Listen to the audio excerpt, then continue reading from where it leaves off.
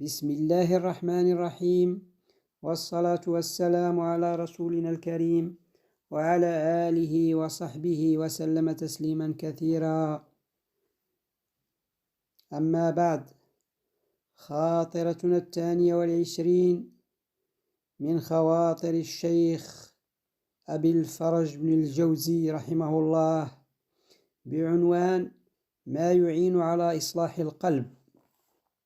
يقول الشيخ: تأملت أمر الدنيا والآخرة، فوجدت حوادث الدنيا حسية طبيعية، وحوادث الآخرة إيمانية يقينية، والحسيات أقوى جذبا لمن لم يقوى علمه ويقينه، والحوادث إنما تبقى بكثرة أسبابها، فمخالطة الناس ورؤية المستحسنات والتعرض بالملذوذات يقوي حوادث الحس، والعزلة والفكر والنظر في العلم يقوي حوادث الآخرة.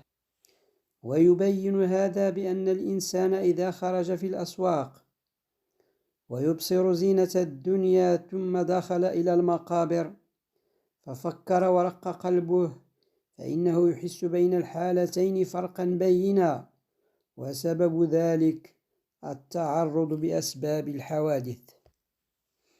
فعليك بالعزلة والذكر والنظر في العلم، فإن العزلة حمية، والفكر والعلم أدوية، والداء مع التخليط لا ينفع. وقد تمكنت منك أخلاط المخالطة للخلق والتخليط في الأفعال، فليس لك دواء إلا ما وصفت لك. فأما إذا خالطت الخلق وتعرضت للشهوات ثم رمت صلاح القلب، رمت الممتنع.